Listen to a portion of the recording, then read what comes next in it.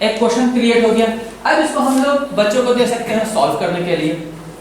Next, तो इस तरह से हमारे पास आया x = 11 and y = 14, means number of horses 11 हो गए और नंबर ऑफ एलिफेंट्स 14। नेक्स्ट, इस तरह से हम लोग और भी क्वेश्चन क्रिएट कर सकते हैं अपने मन से या पहले से या जैसे भी। In their second visit to the fort on the next day, the hired horse and elephants in peak hour, वो peak hour में था। Calculate the increase in change they have to pay due to peak hour। तो peak hour में अब उनको कितना charge increase हो जाएगा। नेक्स्ट, तो ये आ जाएगा आपको 2500, 2500। नेक्स्ट, अब यहाँ पे हम लोग बात करते हैं रिप्रेजेंटेशन। रिप्रेजेंटेशन में जैसे कि हम लोग बात करते हैं कि इसको ग्राफ या पाई चार्ट या हिस्टोग्राफ इस टाइप से कुछ क्वेश्चन बच्चों को देख के बता सकते हैं कि इसमें हमको क्या दिख रहा है, क्या क्या वैल्यू कहाँ पे है, किस टाइप से है। जैसे कि और using description of mathematical objects or relationship equations, formula, graph, table, diagrams, textual और description। तो यहाँ पे जैसे कि इसी तरह से है। नेक्स्ट, तो यहाँ पे एक क्वेश्चन है, जैसे कि इसमें कुछ दिया हुआ है question. In Zetland a study was conducted on the uses of mobile phone among male and female during a 7-year period. The results are shown in the graph below। तो ये जैसे कि ग्राफ बताया हुआ है कि ये रेड है मेल के लिए और ये है, ठीक है, फीमेल के लिए, और यहाँ पे ये ईयर दिया हुआ है, सारा ईयर। तो सबसे ज्यादा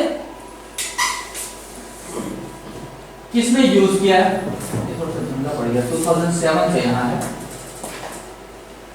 नेक्स्ट, तो इस तरह से हम लोग बच्चों में क्वेश्चन दे सकते हैं और क्वेश्चन बना सकते हैं और क्वेश्चन से उनसे पूछ सकते हैं कि आंसर क्या होगा क्या नहीं होगा, या फिर अलग अगर डेटा है तो उस डेटा को हम लोग ग्राफिकली रिप्रेजेंट करके उनसे भी बता सकते हैं, पूछ सकते हैं कि कौन सा हाई या कौन सा लो है। जैसे कि यहाँ पे आंसर आया 2015 एंड 2018 में जो सबसे हाई आया था। और सोचिए कि उन 5 नंबर का मीन 4 होना चाहिए, उसका मीडियन 3 होना चाहिए और मॉड 3 होना चाहिए। ये जैसे बच्चों को हम पढ़ा रहे हैं और उनको डायरेक्ट फॉर्मूला बता दे, डायरेक्ट बुक का टेक्स्ट बुक का क्वेश्चन पे आ जाए तो बहुत बोरिंग लगता है। तो इस टाइप से एक इंटरेस्टिंग, जैसे कि हम लोग घरों में बात करते हैं, चलो कुछ क्वेश्चन करते हैं, सोचने वाला ये करने वाला। तो इस तरह से जैसे कि can you find all the different set of 5 positive whole numbers that satisfy these conditions? कोई बता सकते हैं? नेक्स्ट कीजिए सर।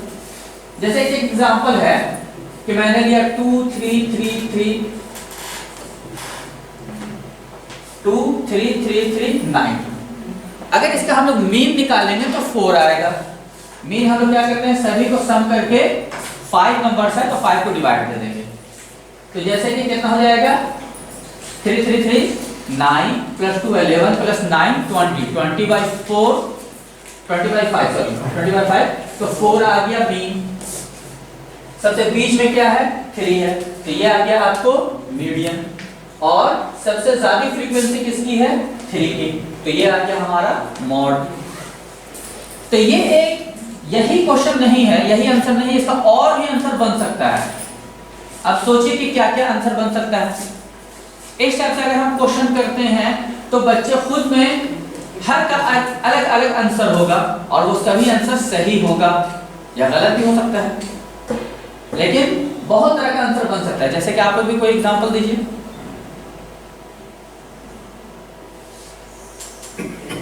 सोच के देख सकते हैं, जैसे मान लीजिए कि बीच में 3 को रहने दीजिए, फर्स्ट एंड लास्ट को कम ज्यादा इस तरह से करना है कि सभी का सम 20 आना चाहिए। जैसे कि स्टार्टिंग में अगर हम लोग 4 ले लें तो यहाँ पे 5 कर सकते हैं, मतलब स्टार्टिंग में नंबर हम लोग घटाते जाए, बाद में बढ़ाते जाए, या 2 3 की जगह 3 3 की जगह पे 2 ही 3 भी ले सकते हैं। फ्रीक्वेंसी उसकी हाई हो गई तो वो मोड हो गया। तो इस टाइप से हम लोग एक बात कर सकते हैं, क्वेश्चन कर सकते हैं जिसमें रीजनिंग और आर्गुमेंट टाइप का होगा। Logically noted process that explore and link problem elements to make interfaces from them और to check are given justification or to provide a justification. Next, communication. Next है communication. Incoming, reading, decoding, interpreting segments and mathematical information are going, explaining, presenting and arguing. तो यहाँ पे है एक communication बनाने के लिए ये एक तरीका है। यहाँ पे जैसे कि एक क्वेश्चन है आपके सामने, आप लोग इसको सॉल्व कीजिए, बस सोचने वाला है। थिंक ऑफ अ नंबर, एक नंबर को सोचिए, डबल इट, उसको डबल कीजिए, कोई भी नंबर सोचिए उसको डबल कीजिए, ऐड 10, उसको 10 ऐड कर दीजिए उस नंबर में, हाफ इट, उसको आधा कर दीजिए। Take another number you started with your number A, तो जो स्टार्टिंग में जो आपने सोचा उस नंबर को आप माइनस कर दीजिए। क्या आंसर आया? 0। कैलकुलेशन गलत हो गया आपका। 10 लेस देन नंबर 4, कोई भी नंबर सोच लीजिए, कोई भी नंबर सोचा था उससे एक काम आएगा। 5 आएगा। वेरी गुड, आंसर 5 आएगा। Next slide sir. तो जैसे कि मान लीजिए कि मैथमेटिकल इंटरप्रेशन में जैसे कि हमने माना x, सेकंड क्या बोला डबल इट, उसको डबल कर दिया तो 2x हो गया। फिर क्या बोला गया ऐड 10, तो 10 ऐड कर दिए। अब क्या बोला गया हाफ इट, तो इसको हमने हाफ कर दिया, ब्रैकेट लेकर 2 से डिवाइड दे दिए, तो ये हो गया x और ये हो गया 5। जो शुरू के नंबर लिए थे x वो मैंने माइनस कर दिया, तो x माइनस x मतलब बच गया 5। तो आप जो भी नंबर लीजिए, इस तरह से हम लोग बचपन में बहुत सारे करते थे, तो इस टाइप का बहुत सारा क्वेश्चन हो सकता है और हम लोग यहाँ पे बना सकते हैं इस टाइप से भी, जो इंटरेस्टिंग होता है। जैसे स्ट्रेटेजिक थिंकिंग, सेलेक्ट और devising and implementing a mathematical strategy to solve problem arising from the task or context. Next, जैसे कि यहाँ पे एक क्वेश्चन है कि एक कारपेंटर है जिसको 32 मीटर 32 मीटर टिम्बर का एक फ्रेम बनाना है, एंड तो यहाँ पे सिंपल सी बात बताइए कि ये 32 मीटर्स का कौन सा फ्रेम सही हो सकता है, कौन सा नहीं हो सकता है, सॉरी कौन सा नहीं हो सकता है। डिजाइन ए, डिजाइन बी, डिजाइन सी, डिजाइन डी।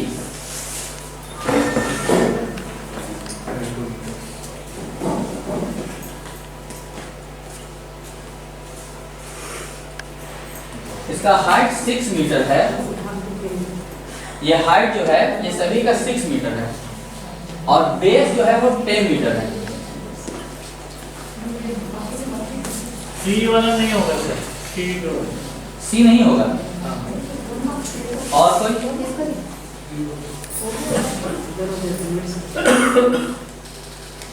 अगर हम लोग इसको देखते हैं, सिंपल ये रेक्टेंगल है, नंबर बी है कि कम, नंबर बी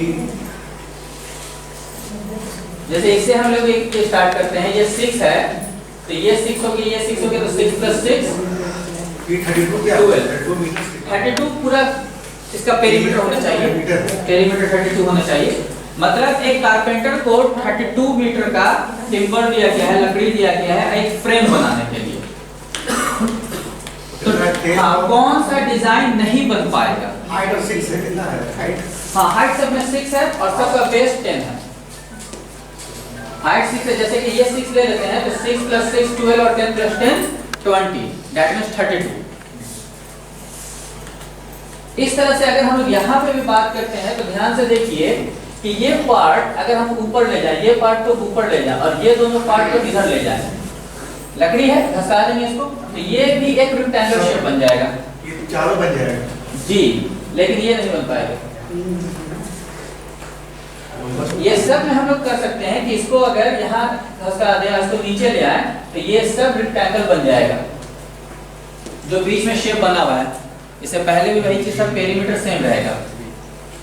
लेकिन इस क्वेश्चन में अगर हम लोग बात कर रहे हैं तो यहाँ पे ये जो बनेगा तो ये तो 10 है तो 10 + 10 20, लेकिन ये जो राइट एंगल ट्रायंगल बन रहा है ये हाइपोटेनियस है। तो हाइपोटेनियस हमेशा बड़ा होता है, 6 से बड़ा हो जाएगा। तो 6 से बड़ा हो जाएगा मतलब इसका पेरीमीटर 32 से बड़ा हो जाएगा, तो ये आंसर नहीं हो पाएगा। नेक्स्ट, लेवल्स ऑफ थिंकिंग, सोचने का कितना लेवल हो सकता है। Learning of rules and facts, second है applying rules and formula in standard situation, third one solving specific problems in novel situation, and fourth investigating using and problem situation। तो इस तरीके से हम लोग सोचने का जो लेवल होता है इस तरह से हम लोग इसको अप्लाई कर सकते हैं। नेक्स्ट, जैसे यहाँ पे एक है diagnostic assessment, right the length of the hypotenuse of each of the following triangles. बताइए क्या हो सकता है। Length of the hypotenuse of each of the following triangles, सभी का हाइपोटेनस निकालना है।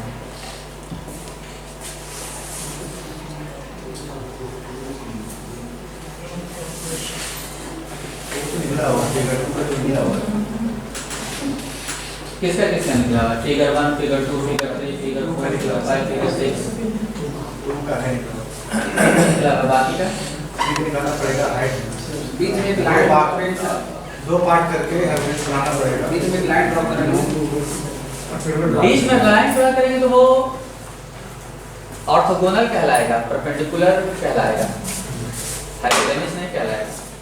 हाइपोटेनस सिर्फ और सिर्फ राइट एंगल ट्रायंगल में होता है, तो इसके लिए सिर्फ फिगर 2 सही होगा, बाकी राइट एंगल ट्रायंगल नहीं है। ये राइट एंगल ट्रायंगल है लेकिन ये कैलकुलेशन गलत है। तो सिंपल सी बात है, इस टाइप से भी हम लोग बच्चों के सामने रख सकते हैं कि कौन सा हाइपोटेनियस होगा कौन सा नहीं होगा। तो इसमें सभी का एक सोच सामने आएगा कि आप क्या सोच रहे हैं, क्या हाइपोटेनियस क्या होता है। तो इस तरह का हम लोग फिगर बना के दिखा सकते हैं। नेक्स्ट 10 मिनट में 10। अगर उनसे ये हाइपोटेनियस फाइंड करना आ गया तो हम लोग इस तरह का बहुत तरह का क्वाड्रिलेटरल आता है, पेंटागन, हेक्सागन, बहुत तरह का आता है। तो हम लोग इस तरह का एरिया उसको निकालने में आसानी हो जाती है। Applying rules and formula in standard situation, इसी को कहते हैं कि वहां से वो निकाल के इस तरह से हम लोग दूसरे जगह पे अप्लाई करते हैं। जैसे कि एग्जांपल के तौर पे यहाँ पे हम लोग इसका ये राइट एंगल ट्रायंगल से ये निकाल रहे हैं, फिर इसके वजह से पाइथागोरस थ्योरम से हम लोग यहाँ पे x फाइंड कर सकते हैं, जिसको हम लोग बोल सकते हैं पाइथागोरियन ट्रिपलेट से हम लोग सॉल्व करना या पाइथागोरस थ्योरम से। नेक्स्ट, इसी का यूज करके जैसे कि यहाँ पे बहुत तरह का फिगर केस बेस्ड स्टडीज हम लोग दे सकते हैं, क्वेश्चन दे सकते हैं, क्वेश्चन बता सकते हैं कि शिप है, वो फैक्ट्री है, ये फैक्ट्री है, यहाँ से वहां जाने में कौन सा दूर रहेगा, कौन सा कम रहेगा, कैसे डिस्टेंस फाइंड करना है। यहाँ पे ये लाइट हाउस है, ये बोट है, ये कोई किला है। तो इस तरह से हम लोग एक राइट एंगल ट्रायंगल कैलकुलेशन के लिए, या एक सिंपल हम लोग बात करते हैं दीवार के सहारे एक लैडर, सीढ़ी का हाइट कितनी ऊंचाई तक जाएगा, कितनी दीवार है, कितना मतलब उसका फुट लैडर के फुट से दीवार की दूरी कितना रखना चाहिए कि ये उतनी ऊंचाई तक पहुंच जाए।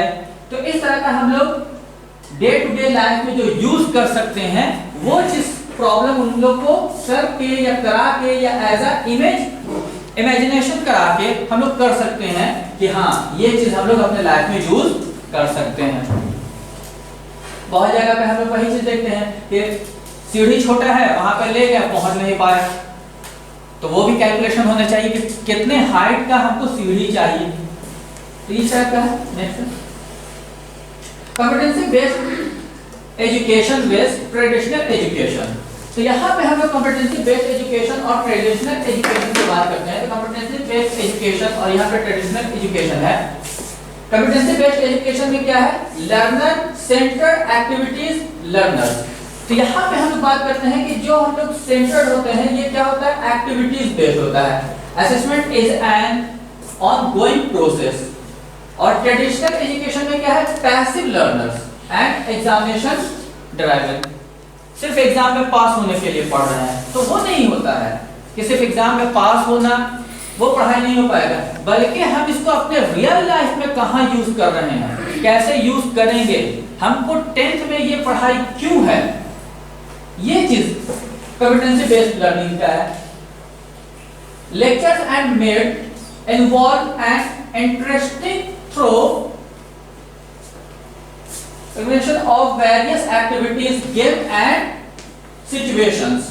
तो वही चीज है, लेक्चर इस तरह से होना चाहिए, इस तरह से पढ़ाई होनी चाहिए जिसमें हम लोग इन्वॉल्व करें कि बहुत तरह का एक्टिविटीज, गेम या सिचुएशन को रिप्रेजेंट करें। जबकि ट्रेडिशनल में क्या है? Text book and lecture concentrate and follow a rigid syllabus. तो वो पहले था, ट्रेडिशनल था, वो आज के डेट में नहीं है। आज के डेट में हम लोग को ये चीज होना चाहिए। हम लोग के दौर में जब मैथ के टीचर भी आते थे तो वैसे एकदम खड़ूस टाइप में क्लास में आए, सब कोई डायरेक्शन में लग रहा है कि उनके चेहरे से दिख रहा है कि फॉर्मूला है, तो वैसा नहीं होना चाहिए यहाँ पे। तो हम लोग एक सिचुएशन बनाए, एक माहौल बनाए। नेक्स्ट है learners and teachers share the responsibility of learning. तो लर्नर्स भी और टीचर्स भी दोनों रिस्पॉन्सिबिलिटी लें सीखने का और सिखाने का। टीचर को भी चाहिए और स्टूडेंट को भी चाहिए। इसमें हम लोग एक स्टूडेंट्स को भी बोले कि चलो ठीक है, इसको इस तरह से हम सोच रहे हैं, तुम कैसे सोच सकते हो, ये क्वेश्चन को तुम कैसे देख सकते हो, इस फॉर्मूले को हम और कहां-कहां यूज कर सकते हैं। 10 बच्चे हैं, 10 बच्चे अलग अलग जवाब देंगे, हो सकता है एक जवाब दें, लेकिन ज्यादातर के सबका सोच अलग रहेगा। तो इस तरह से हम लोग एक दें। जबकि ट्रेडिशनल में क्या था? Lectures are only responsible for learning. Traditional में क्या है? सिर्फ टीचर जिम्मेदार हैं कि बच्चे क्यों नहीं पढ़ रहे, क्या पढ़ें, क्या नहीं पढ़ें। Critical thinker, reasoning and action is embedded in teaching. और यहाँ क्या है? Rote learning. Emphasis is on or comes or emphasis is on what lecture hopes to activity। तो ये चीज हम लोग कॉम्पिटेंसी बेस्ड लर्निंग है और ये हमारा ट्रेडिशनल एजुकेशन था। चलिए एक बहुत इंटरेस्टिंग है उसी बेसिस पे, investing and problem solving. Can you generalise a formula for finding out the area of the titled square. क्या बता सकते हैं कि इसके लिए कौन सा फॉर्मूला हो? फॉर्मूला बनाने के लिए इसका एरिया फाइंड करना है।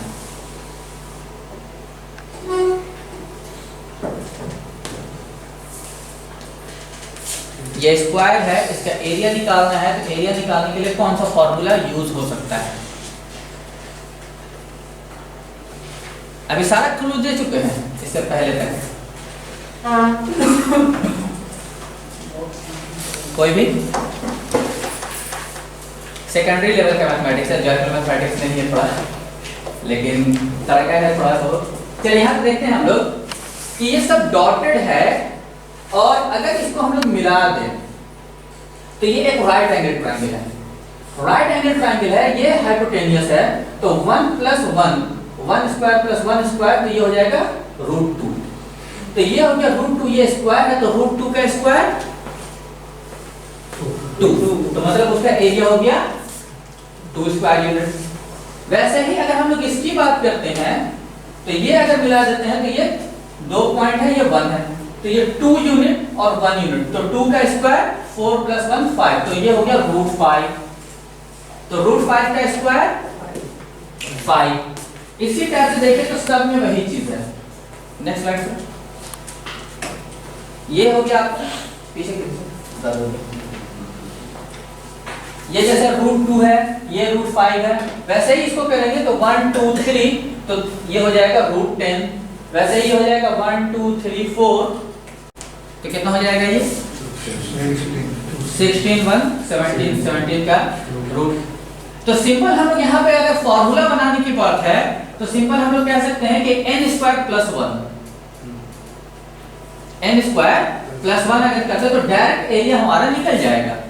यहाँ पे हम लोग फिर से आते हैं, जैसे कि ये कितना है 2 यूनिट है 1 और 2 तो 2 का स्क्वायर + 1 तो n² + 1 हम लोग इससे फॉर्मूला बना सकते हैं। तो ये बच्चों में हम लोग दे सकते हैं इस तरह का कुछ एक्टिविटीज करा के या इस तरह से करके कि क्या ये next promoting mathematical thinking and discussion with effective question strategy. यहाँ पे मतलब हम लोग कह सकते हैं कि प्रमोट करें सोचने के लिए, डिस्कशन के लिए कि क्वेश्चन इफेक्टिव या वो कैसे हो, वो कैसे सोचे, वह कैसे करें। The art of questioning in the math classes. First कोई भी हम लोग मेथड यहाँ पे अप्लाई कर सकते हैं। The value of a pause using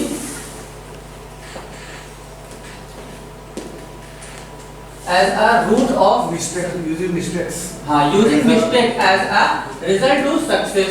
तो हम लोग मिस्टेक का यूज करें कि कहां पे हमने मिस्टेक किया।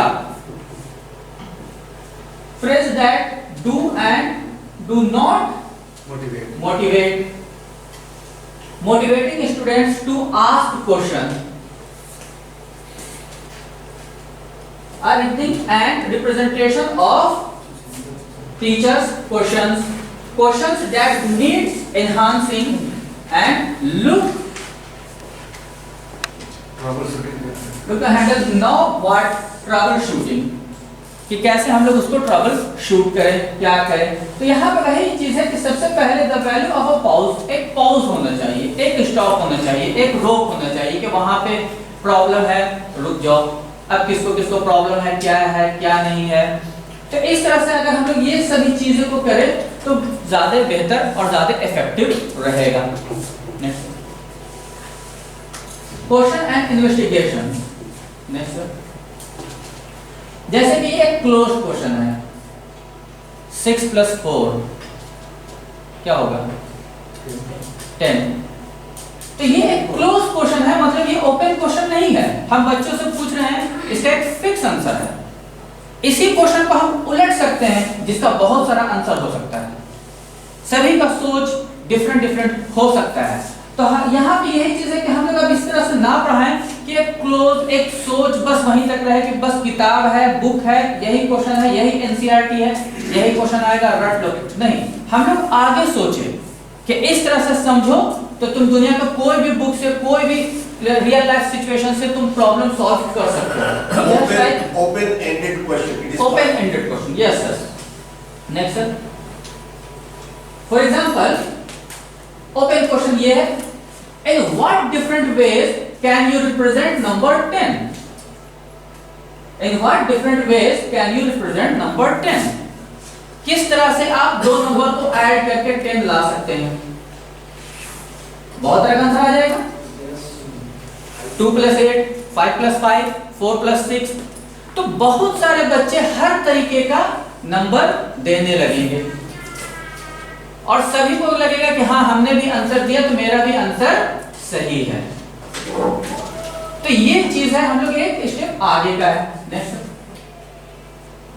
इसी टाइप से हम लोग और भी क्वेश्चन कह सकते हैं, उसी में बना सकते हैं।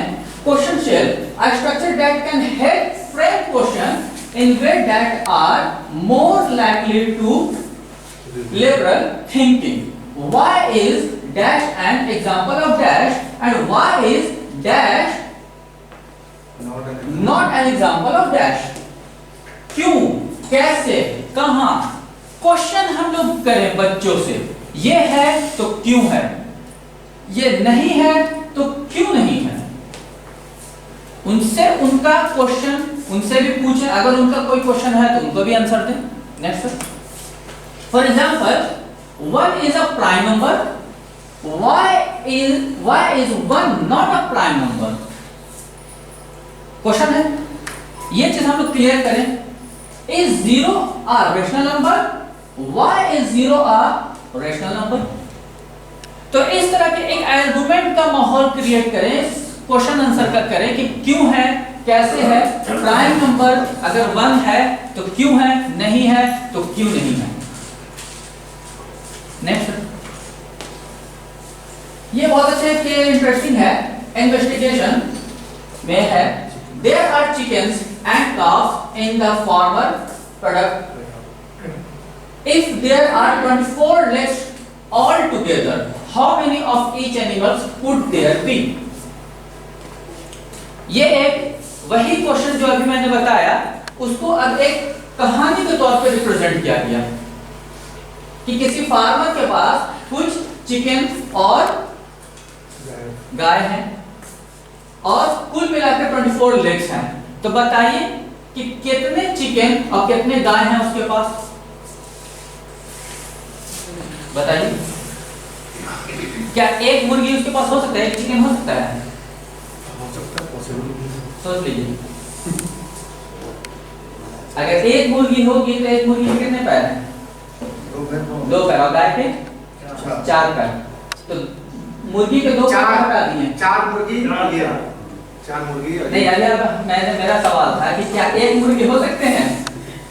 इस तरह का हम इंटरेस्टिंग बना सकते हैं, क्या एक मुर्गी हो सकते हैं? अगर एक मुर्गी है तो 2 पैर गाय, तो 22 पैर गाय के हो सकते हैं।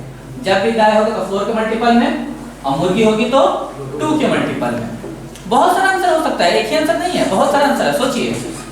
4 चिकन 4 काउस। हाँ सही है। आगे, अगर 2 चिकन ले लें तो 5 गाय। तो इस तरह से हम लोग कर सकते हैं। नेक्स्ट सर, 2 चिकन लेंगे। Do you see any patterns emerging? Next, what kind of patterns, किस टाइप का पैटर्न बन सकता है? Next, does it help you predict any kind of theory? क्या प्रिडिक्ट कर सकते हैं? नेक्स्ट सर, ये है आपका आंसर। इतने तरीके से आंसर बन सकते हैं। तो इस तरह का हम लोग एक सिचुएशन, एक क्रिएट, एक कहानी बना सकते हैं, और इस तरह से हम लोग कह सकते हैं कि 2 चिकन और 5 गाय, 4 chicken 4 guy, 6 chicken 3 guy, 8 chicken 2 cup and 10 chicken and 1 cup. तो इस तरीके से हम लोग एक ओपन क्वेश्चन कर सकते हैं, एक सिचुएशन बना सकते हैं जिसमें बहुत सारा आंसर आ सकता है। इससे पता चला कि चिकन एक नहीं हो सकती, लेकिन गाय एक हो सकती है। जी नहीं, वो इस सिचुएशन में आप 24 की जगह पे कुछ और भी कर सकते हैं। ये 24 वेरिएबल है, ये तो गाय भी वेरिएबल है और मुर्गी भी वेरिएबल है, लेकिन और नहीं होगा, और नहीं होगा। सही है। यहाँ पे एक किसी ने क्वेश्चन पूछ लिया कि मुर्गी के कितने पैर हैं। तो ये तो जनरली सब कोई जान रहा है कि मुर्गी के कितने पैर हो सकते हैं। कुछ लोग थ्योलॉजी भी कर सकते हैं कि गाय का 1 पैर टूटा हुआ था, मुर्गी 1 पैर की थी। तो खैर वो अलग मैटर है। Next, what is the probability that the farmer has equal number of each? अब यहाँ से एक और क्वेश्चन कर सकते हैं, इसकी प्रोबेबिलिटी भी निकलवा सकते हैं। इसकी प्रोबेबिलिटी क्या होगी? Next, assessment and evaluation practices for the session 2021 to 22। ये जो असेसमेंट है, ये जो पहले था और अब का है 2021 और 21-22 में। पहले जो था इस टाइप का जो केस बेस्ड स्टडीज था, पहले क्वेश्चंस कम थे, अब उसको बढ़ाया जा रहा है।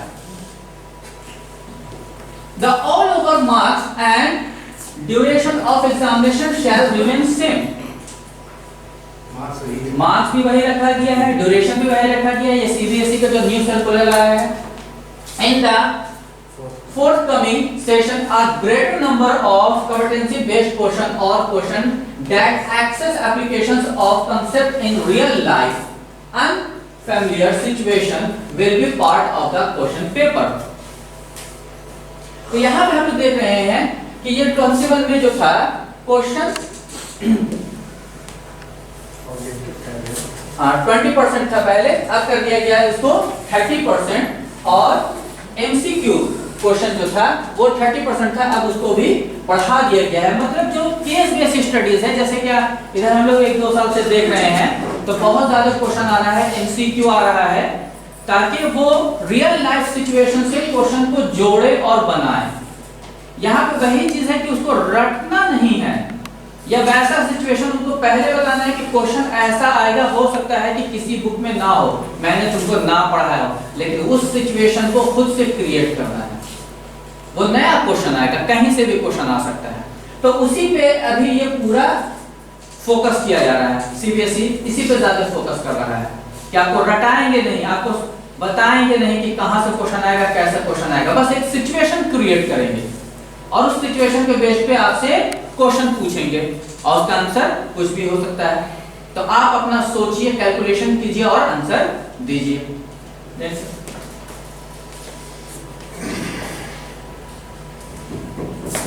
कंप्लीट हो गया, थैंक यू।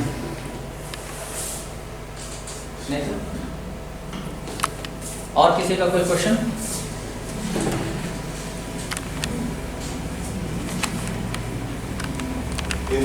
पे बारिश होगी, तो बारिश होगी तो ये हम 2 तरीके से कह सकते हैं।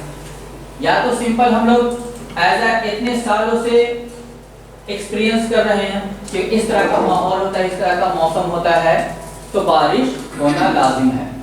लेकिन अगर धूप खिली हुई है और हम बोले तो वो पॉसिबल नहीं है। कोई बोलेगा, बच्चा बोलेगा तो हम बोलेंगे नहीं तुम चुप रहो, तुमको नहीं पता है। तो इस तरह का हम लोग देखते हैं प्रोबेबिलिटी हम लोग फाइंड करते हैं, तो 2 तरीके से करते हैं, या तो उसके हिस्ट्री से करते हैं, या तो सामने क्या है उसके पार्ट से करते हैं। कि जैसे कि अगर उसने 10 में से 12 खेल जीता, 12 में से 10 खेल जीता, ठीक है, इतना में से इतना वो काम किया, तो हम लोग उसकी हिस्ट्री को एनालाइज करते हैं। या फिर सामने कैंडी रखा हुआ है, उस कैंडी में किसकी प्रोबेबिलिटी, किसकी फ्रीक्वेंसी ज्यादा है, तो वो आने का संभावना ज्यादा हो जाएगा। तो एक तरह से कह सकते हैं होने का पॉसिबिलिटीज को कहते हैं प्रोबेबिलिटी। लास्ट है I said, I taught him, I don't say the learn it.